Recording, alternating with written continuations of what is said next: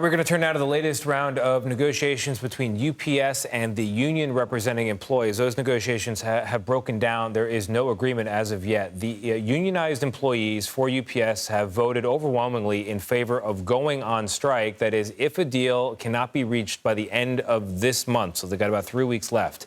If the strike goes into effect, that could mean shipping disruptions all across the country. What's being demanded here by the union, or asked for, depending on your terms you want to use, is pay increases for both full and part-time workers.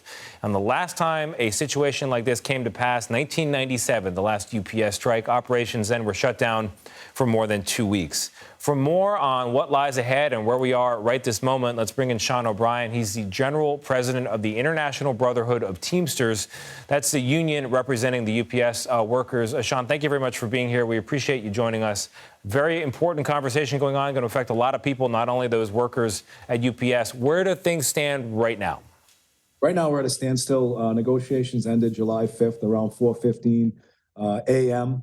We were trying to get the deal done, and UPS told us they had no more money to give, especially for our part-timers. We were focused on the part-timers. We made tremendous progress in a short window of time, getting all the non-economic issues out of the way.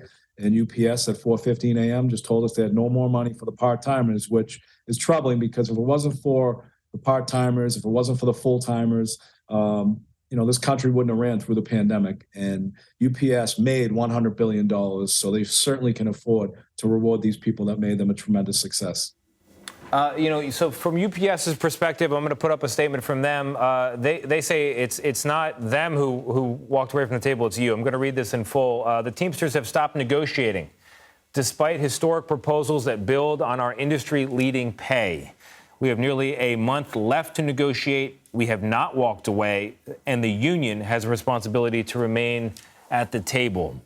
I hear you say they made $100 million in profit. I guess you want a bigger cut of that. What's your response to their statement that, in fact, you guys are the ones who walked away, not them?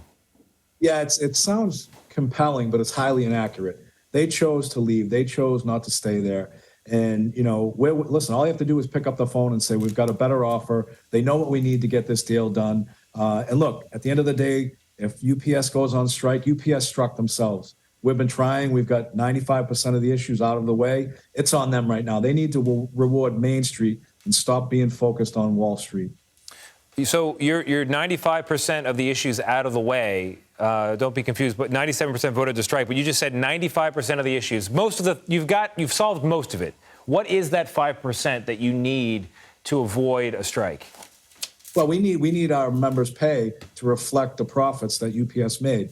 I mean, our members, it's a very tough job, especially the part-timers. They live in poverty wages. You've got single mothers working 2 and 3 jobs there. The turnover ratio is, out of the world. So they need to drive up the starting wage rates for part-timers, reward the long-term part-timers, but more importantly, reward the entire workforce that made them a tremendous success. They have doubled in their earnings, and our members' pay does not reflect that. They didn't get any type of hazard pay. They didn't get any bonuses during COVID. So now it's time to reward the people that made you the success. Do you think layoffs are possible as an alternative? I mean, sometimes when you get in conversations with companies like this, they say, look, we could raise wages, but we'd have to cut back on jobs. No, they have so much volume. Look, and if there's a work stoppage, again, UPS will cause that. They'll self-inflict that wound. And we know there's going to be short-term pain, but we're looking at long-term gain for our members and their families.